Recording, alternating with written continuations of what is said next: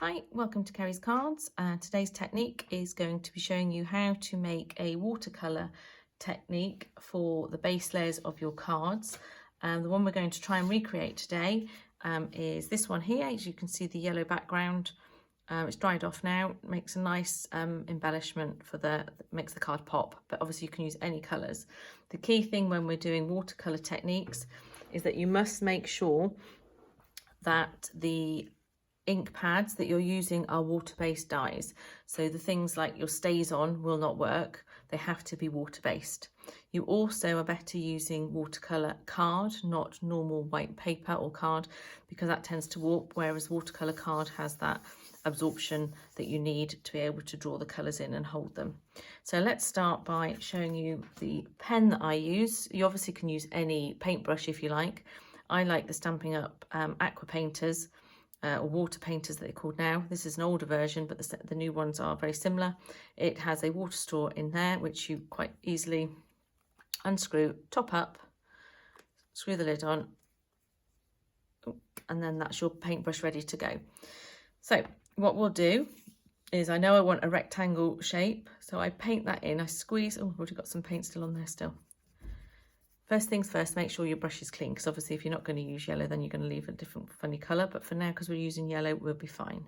So as you put the water on, this will help you see the colour and where the water's going, because it's got a slight tint to it. And slightly squeeze the brush so we're making the actual card nice and wet.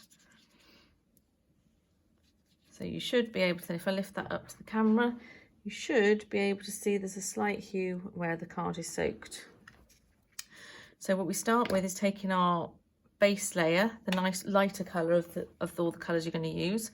I tend to pick 2 or 3 different colours to make sure that it gives it that sort of blended watercolour look. If you just wanted to use one colour, then you can, that's absolutely fine.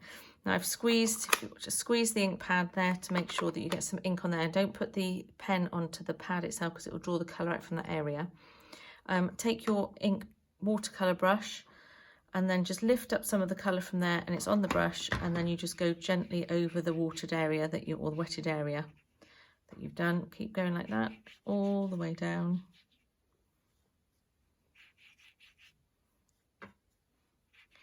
Now it will take a while for this top layer, to dry off. Obviously because we've made it so wet, it's quite sodden.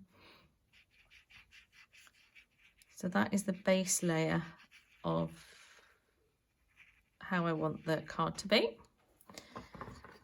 My next colour I'm going to add on there is a slightly darker one, so I'm going for Mango Melody. Again, give it a good squeeze. Open the ink pad, pick up some of the colour, and then just gently go, again, lightly brush it over the base of the card. Pick up a little bit more because I want it slightly deeper, and you keep doing until you're happy with the colour that you've got at the base. Now the next thing I do once I've got to this stage is I want to pop some colour in various areas. So I pick up the paintbrush I've got, go to my ink pad, load the edge or the tip of the paintbrush up with as much colour as I can, then gently squeeze the pen and it drops some water out into areas on the card. But just pop it where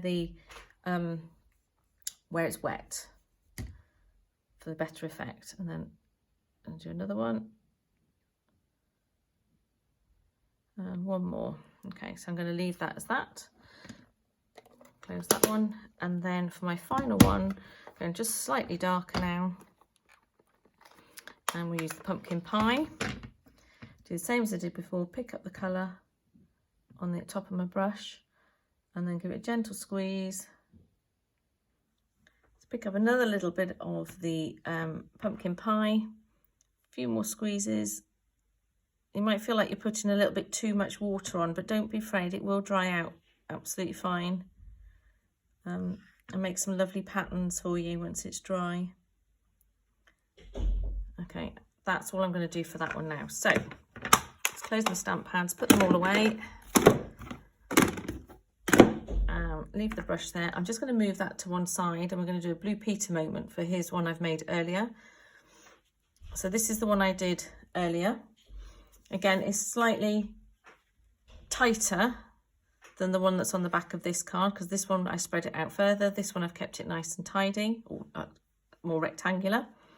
So if we're going to build this card now, I've got already pre-cut my base layers. The first card, the base layer there is always cut at, so it's 4 inches by 5 3/4. And then I go down 1/4 of an inch for the next layer, and then 1/4 of an inch again for the last layer, or for my topper. This is still a bit damp, so I'm not actually wanting to build it just yet. What I'm going to do is I'm just going to pause the video and try and leave it to dry and come back to you. Okay, so my card base is now quite dry. I'm happy now to start gluing this all down. So if we just bring this card that we're going to try and replicate. Now a lot of this sunshine and the sentiments all came from the paper pumpkin box that's currently going at the moment from Stampin' Up.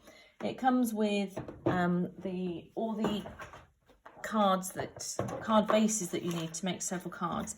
It also comes with instructions on how to make, if you're not quite sure where to start, what type of cards you can make with the stamp set. So it gives you an idea. You get 8 cards and 8 matching envelopes, and also all the instructions, and it tells you the kit. And if you open it up, also gives you the instructions on how to make all those cards. For those of you who want to see some of the ones I've made so far, there's a number of cards, various ideas, but all of these have been made using the kit that's in the box. And it was this background here that inspired me to do my own watercolour, because I actually had lots of cards still left over and embellishments to use. And so far, these are the additional cards I've made.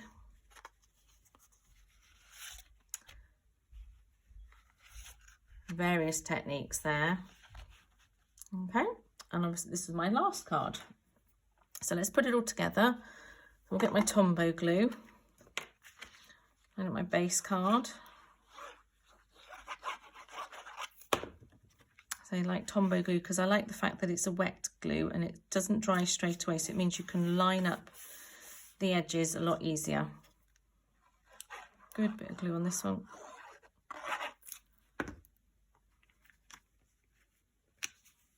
Hold that down to dry. Okay, then using some of my other leftover bits that I have here. These were in the pack. It's a black peel and stick. Quite quick and easy. I've already loaded up my sunshine on a block. I like the fact that it's polymer so you can see where you're stamping. And then we'll put our block up there. Then my sunshine is up here. I'm going to get my, I've still got lots of little mini 3D foam pads to pop on the back. Ooh. There we go.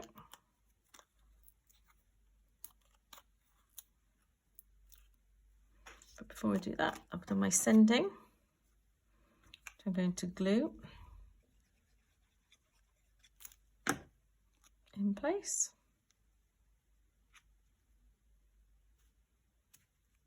Line him up. Let's just pop that one on there. And then it came with some little embellishments that I can't find. Ah, here they are. Again, pre-sticky, so it's really good. So nice and quick and easy. You don't have any glue for these. Poke tool.